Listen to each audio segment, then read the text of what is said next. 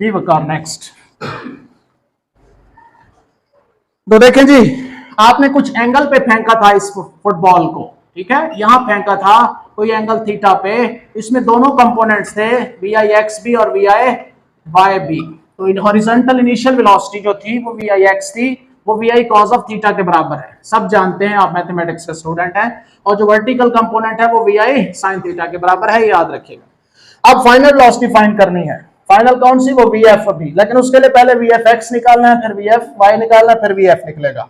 Horizontal final velocity पहले find करें, यानी कि वी एफ एक्स पहले ये फाइंड कर लेते हैं, फिर वी एफ वाई फाइंड करेंगे, फाइनली वी एफ फाइंड होगा। As horizontal acceleration is zero, तो एक्स जीरो है, वी एक्स कांस्टेंट है, लिहाजा वी एफ एक्स भी वही होगा जो वी एक्स था, और वो किसके बराबर था, वी आई कॉस थीटा के। तो ये वी एफ एक्स भी वी आई कॉस थीटा, तो ये हमने फाइंड कर लिया है, ठीक है। वी एफ एक्स उतना होगा जितना वी आई एक्स, समझ आ गई बेटे, वी आई कॉस थीटा के बराबर, क्लियर। अब आगे चलते हैं और देखते हैं वी एफ वाई किसके बराबर है।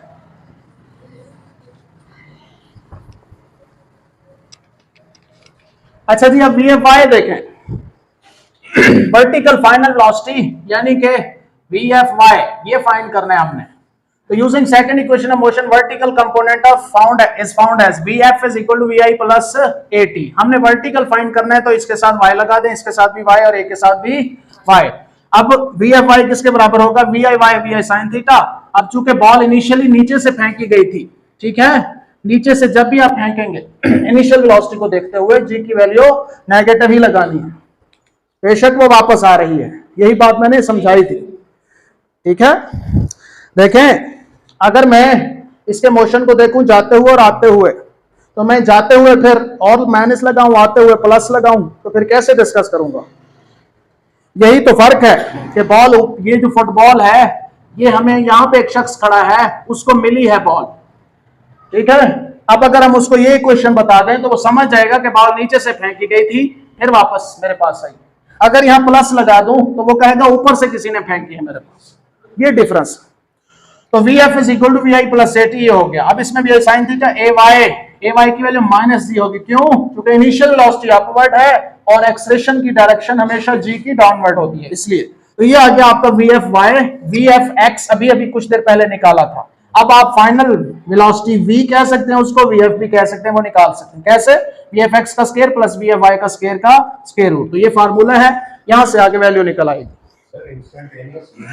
हाँ, एट एनी इंस्टेंट, किसी भी लम्हे, जहां पे भी फाइंड करनी हो, यहाँ पे फाइंड करनी है, यहाँ पे, जहां पे। मिसाल के तौर पर पीक पे आप फाइंड करते हैं, तो पीक पे जो फाइनल वेलोसिटी होगी वो VFX का स्क्वायर प्लस VFY का स्क्वायर हो। तो पीक पे फाइनल वेलोसिटी VFX उतनी होती है जितनी इनिशियल वेलोसिटी होती है।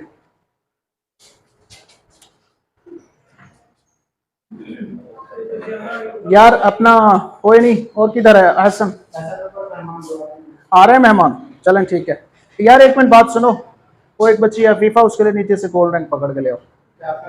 कोल्ड ड्रिंक बेटे कौन सी पीती हो, वो बताओ, बताओ पुत्र, जल्दी बताओ। ओए कोक या स्प्राइट, स्प्राइट ले आओ। अच्छा जी, अच्छा जी, ये देखें कैसे उस्ताद है ना, मजेदार। हाँ अच्छा जी, ये देखें, तो यहाँ पे पीक पे फाइनल एक्स एक्सिस की वेलोसिटी तो होगी, वो 10 थी उसका स्केल, लेकिन यहाँ पे फाइनल वेलोसिटी यहाँ पे ना ऊपर जा रही है ना नीचे, लिहाजा ये जीरो होगी, ठीक है। यहाँ पे सिर्फ जो फाइनल वेलोसिटी होगी वो उतनी होगी जितनी के एक्स एक्सिस की वेलोसिटी थी, ठीक है। तो इसीलिए पीक पे फाइनल वेलोसिटी, अगर पीक पे मैं वेलोसिटी फाइंड करूं, वही मेरी फाइनल वेलोसिटी होगी, क्योंकि मैंने ये डिसाइड कर लिया कि यहाँ पे चेक करनी है। तो मैंने चेक किया कि उतनी है जितनी एक्स वाली वेलोसिटी थी, इसका मतलब वाई कंपोनेंट नहीं होता पीक पे। मतलब जिस वेलोसिटी से हमने किक की है मैक्सिमम पॉइंट पे जाके, मैक्सिमम पे नहीं, उसका एक्स कंपोनेंट होगा। हाँ, शुरू में एक्स कंपोनेंट जितना था, जो वेलोसिटी किक की थी वो ज्यादा होगी। वेलोसिटी जो किक की है ये वाली थी, उसमें दो कंपोनेंट थे, ये भी, ये वाला गायब हो गया, सिर्फ ये वाला होगा, और वो असल के बराबर है जी।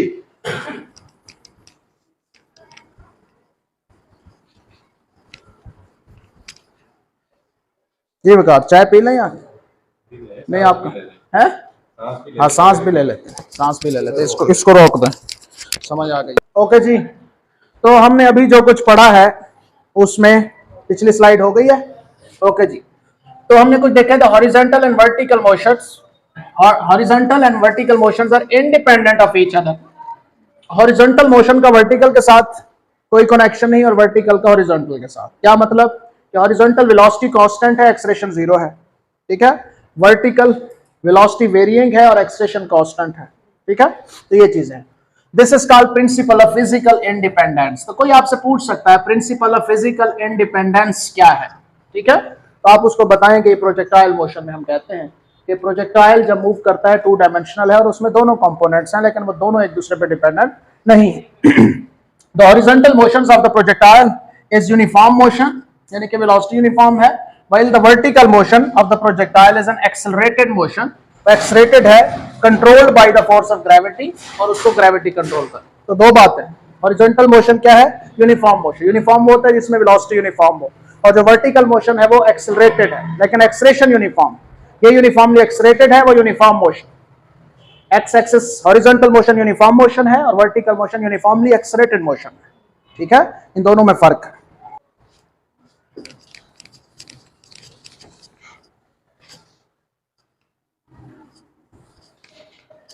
अच्छा जी, सेल्फ क्रिएटिव लर्निंग 3.7, ये मेरे वाली बुक में कॉन्सेप्ट नंबर 1 है, height, time of flight and range. तो हाइट का, टाइम ऑफ फ्लाइट का, टी का और रेंज का, ठीक है, at different angles in case of projectile projected at certain angle theta with x axis. तो अगर आप किसी एंगल थीटा पे किसी प्रोजेक्टाइल को फेंकते हैं तो फिर उसकी जो टाइम ऑफ फ्लाइट है, उसकी जो हाइट है वर्टिकल हाइट, ठीक है। और यहाँ पे हाइट से मुराद होगा मैक्सिमम हाइट। हाइट तो यहां से लेकर यहां तक भी है, यहां से लेकर यहां तक भी है, लेकिन मैक्सिमम हाइट की बात होगी, ये ज़हन में रखिएगा। हाइट कितनी है, यहां से लेकर यहां तक एक्स एक्सिस की तरफ जो फासला है वो रेंज कहलाता है, वो कितनी है। और उसके बाद टाइम ऑफ फ्लाइट, यहां से लेकर वापस उसी पॉइंट के सामने, ये नहीं है कि आगे कोई कुआं है और ये जाके नीचे जा गिरी है, ये वाला टाइम नहीं काउंट होगा, ये अलहदा फ्री फॉल में काउंट करना होगा, ठीक है। ये बहुत इंपॉर्टेंट बात है। तो जहां से फायर किया है उसके बिल्कुल सामने तक का जो टाइम होगा वो टाइम ऑफ फ्लाइट होगा, ठीक है। और वो एक इक्वेशन से लिया जाएगा, लेकिन पहले मेमोराइज करें इन चीजों को। इस चीज को sin 30 और cos 60 बराबर होता है 1/2, sin 60 cos 30 के बराबर होता है 3 स्क्वायर रूट ओवर 2, और sin 45 cos 45 के बराबर होता है 1/2 स्क्वायर रूट, ठीक है। ये चीजें हम बच्चों को मेमोराइज करवाते हैं, तो कि आगे फिर रेंज, टाइम, इनमें साइन ऑफ थीटा है वगैरह वगैरह, तो वहां पे काम आते हैं। ओके, नजर नहीं आया? अच्छा जी, अब कुछ फार्मूले हैं और इसमें मुख्तलिफ एंगल्स पे, इसमें एक 15 डिग्री भी था, वो यहाँ सेट नहीं आ रहा था, मैंने काट दिया है, ठीक है। आपकी बुक में 15 डिग्री का भी यहाँ पे है एक, ठीक है, तो वो आप देख लीजिएगा। मैं इस वक्त उससे आगे जो ज्यादा इंपॉर्टेंट है उनको देख रहा हूँ। तो फार्मूला आपको याद करना है, हाइट का formula h is equal to we I square sine square theta, ठीक है। ये साइन के ऊपर स्क्वायर है, होता तो एज ए होल का ही है, तो ये है जनाब, h is equal to we I square initial velocity का square sine square theta over 2g, ठीक है। यहाँ पे भी स्क्वायर है, यहाँ पे भी स्क्वायर है, और नीचे 2 है। अब इसमें देखें, हाइट जो है इनिशियल वेलोसिटी के स्क्वायर के प्रोपोर्शनल है। इसका मतलब अगर मैं वेलोसिटी डबल करूं तो हाइट 4 गुना बढ़ जाएगी, क्योंकि 2 का स्क्वायर 4 गुना, और अगर वेलोसिटी में 3 गुना करूं तो 3 का स्क्वायर 9 10, तो हाइट 9 है। तो इसका एमसीक्यू बन जाता है कि अगर इनिशियल वेलोसिटी हम डबल कर दें तो हाइट पे क्या असर पड़ेगा, यानी कि मैक्सिमम हाइट पे क्या असर पड़ेगा। अच्छा, S H is proportional to sine square theta, तो जो हाइट है वो साइन स्क्वायर थीटा के प्रोपोर्शनल है, साइन थीटा के प्रोपोर्शनल नहीं है। इसका मतलब होता है कि आपने साइन थीटा की वैल्यू ले लेनी है, उसका स्क्वायर है, ठीक है। और इसी तरह हाइट प्रोपोर्शनल है 1/g के। इसका मतलब जिस भी प्लेनेट पे चले जाएं, g अगर उसकी ज्यादा है तो वहां पे हाइट कम होगी, और अगर g कम है तो हाइट ज्यादा होगी। मिसाल के तौर पर यहां से अगर मैं मून पे चला जाऊं तो वहां पे g की वैल्यू कम हो जाती है, ठीक है। वही प्रोजेक्टाइल जो मैंने यहां फेंका था, वहां पे अगर फेंकूंगा तो g की वैल्यू कम होने की वजह से वहां पे वो ज्यादा हाइट पे जाएगा। यहाँ पे अगर वही प्रोजेक्टाइल यहां से यहां तक इतनी बुलंदी तक गया है तो मून पे वो ज्यादा बुलंदी पे जाएगा, ठीक है, ज्यादा बुलंदी पे जाएगा, ठीक है, मून पे। और ये इनिशियल वेलोसिटी और एंगल सेम रखना है, ये हाइट का कंपैरिजन है, ठीक है। अब हम ये मुख्तलिफ एंगल्स पे हाइट की वैल्यूज आपको आनी चाहिए, प्रैक्टिस करनी है ज्यादा से ज्यादा। तो अब सबसे पहले हम मैक्सिमम से शुरू करते होते हैं, हमेशा रूटीन ये है समझाने की कि हाइट का जो फार्मूला है उसमें मैक्सिमम हाइट हमें हासिल करनी है। ये हाइट है मैक्सिमम, ठीक है, मैक्सिमम हाइट, लेकिन उसमें भी ये मैक्सिमम हाइट है, दिस इज मैक्सिमम हाइट। लेकिन इसमें भी मैक्सिमम हम कब हासिल करेंगे, मतलब या मैं ऐसे फेंकूं, कितने एंगल पे फेंकूं, कितने एंगल पे, 45 पे, मैं 60 पे फेंकूं, ठीक है। अब यहाँ पे देखें ये जो हाइट है, जिसको मैं हाइट मैक्सिमम कहता था, ये कम हो गई है, यहाँ पे हाइट ज्यादा है, ये वाली हाइट। अगर मैं वर्टिकल फेंकूं 90 एंगल पे, तो वही वाली जो हाइट है वही हाइट मैक्सिमम। अब ये सारी मैक्सिमम हाइट्स ही हैं, लेकिन इन्हीं का आपस में कंपैरिजन किया जाए तो 90 डिग्री वाली जो मैक्सिमम हाइट है वो सबसे ज्यादा है। तो आगे इस बात, तो ये इस चीज का मकसद ये है। तो जो ये वाली हाइट है मैक्सिमम हाइट, वो किस एंगल पे सबसे ज्यादा होगी, किस एंगल पे बाकियों के मुकाबले में ज्यादा होगी, तो वो 90 पे, जो कि साइन थीटा किस पे डिपेंडेंट है, साइन थीटा मैक्सिमम 90 पे होता है, ठीक है। यहाँ पे मैं 90 अगर पुट कर दूं, थीटा 90, तो साइन थीटा 90, साइन 91 होगा, उसका स्क्वायर 1, तो भी स्क्वायर ओवर 2g। तो यहाँ पे देखें कि अगर 90 डिग्री पुट करूं तो वी स्क्वायर ओवर 2g बनेगा, और इसको हाइट मैक्सिमम कहते हैं, ठीक है। तो कोई आपसे पूछे तो आप कहिएगा कि मैक्सिमम हाइट यानी कि 90 पे वो इसके बराबर है, सही है। अब बाकी एंगल्स पे इससे कंपेयर किया जा सकता है, कैसे, मिसाल के तौर पर h is equal to V square sine square theta over 2g है। अब इसी से हमने पहले भी फार्मूले कई बनाए हुए हैं, कौन से, V square sine square theta over 2g किसके बराबर है, वी स्क्वायर ओवर 2g, ये किसके बराबर है, मैक्सिमम के। तो हम h को लिखेंगे कि ये इतना हिस्सा जो है ये h मैक्सिमम और साथ साइन स्क्वायर थीटा के बराबर, तो ये। तो अब आप यहाँ पे एंगल पुट करते जाए यहाँ पे, तो आपको मैक्सिमम हाइट के साथ कंपैरिजन मिलता जाएगा, ठीक है। मिसाल के तौर पर आप थीटा 30 पुट करें यहाँ पे, तो आंसर आएगा, इस हिस्से का आंसर आएगा 1/4, और साथ क्या है, ये स्क्वायर ओवर 2g, और उसको हम क्या कहते हैं, हाइट मैक्सिमम, तो 1/4 ऑफ h मैक्सिमम। तो कोई आपसे पूछे किस एंगल पे जो हाइट होगी वो मैक्सिमम का 1/4 होगी, तो हम कहेंगे 30 डिग्री। तो ये हमसे क्यों आ सकता है, ठीक है। इसी तरह किस एंगल पे जो हाइट होगी, ये वाली हाइट, वो हाफ ऑफ द मैक्सिमम होगी, तो हम कहेंगे 45। पुट करके देखें यहाँ 45, h maximum into sine of 45 का स्क्वायर, ठीक है। तो h मैक्सिमम 1/2 स्क्वायर रूट का स्क्वायर किसके बराबर आएगा, ये से कट जाएगा, तो हाफ ऑफ h मैक्सिमम। तो आपकी जो हाइट है वो हाफ ऑफ h मैक्सिमम आती है, इस पे 40। इसी तरह ये वाला, ठीक है। तो ये है डिफरेंट एंगल्स पे आपकी हाइट जो मैक्सिमम आ सकती थी उसके मुकाबले में कितनी आई है, ठीक है। समझ आई इस बात, हाँ जी, से आगे चलते हैं।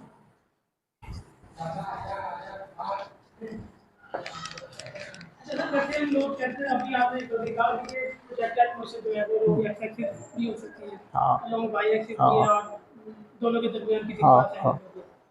हम एफएससी में 2 ही पढ़ते हैं, ये तीसरी जो है परपेंडिकुलर, ये स्पेशल केस है उसका, इसका तो कोई फायदा मैक्सिमम हाइट लेने के लिए स्पेशल केस है कि डिफरेंट एक्सिस पे, जब आप असल ओब्लिक वाली है, असल ओब्लिक है या हॉरिजॉन्टल भी है, हाँ अपने ऊपर है। लेकिन वो अगर जब आपको मैक्सिमम हाइट देनी हो, मतलब ऊपर जहाज है आपके, उसको फायर करना है, ये यहाँ पे आ रहा है, कुछ देर बाद यहाँ पहुंचेगा, आपने उसको हिट करना है, तो इन्हीं इक्वेशंस में ही पुट करेंगे ना कि 90 पे कहाँ पे हिट करेगा, 90 डिग्री, ठीक है। अच्छा जी, फार्मूला, तो ये नेक्स्ट स्लाइड भाई। अच्छा जी, नेक्स्ट है टाइम ऑफ फ्लाइट, दूसरा पॉइंट है टाइम ऑफ फ्लाइट का, और इसका formula 2vi sin theta over g, ठीक है। ये फार्मूला है, इसमें देखिए टाइम डायरेक्टली प्रोपोर्शनल है vi के, वेलोसिटी इनिशियल डबल तो टाइम भी डबल, इनिशियल वेलोसिटी हाफ तो टाइम भी हाफ। ये टाइम ऑफ फ्लाइट है, बता चुका हूं कि इनिशियल से फाइनल तक टाइम प्रोपोर्शनल है साइन थीटा के, साइन स्क्वायर थीटा के नहीं, साइन थीटा के। साइन थीटा जितना ज्यादा होगा टाइम उतना ज्यादा लगेगा, और आपको पता है साइन थीटा जो है वो थीटा के डायरेक्टली प्रोपोर्शनल है फर्स्ट क्वाड्रेंट में, ठीक है।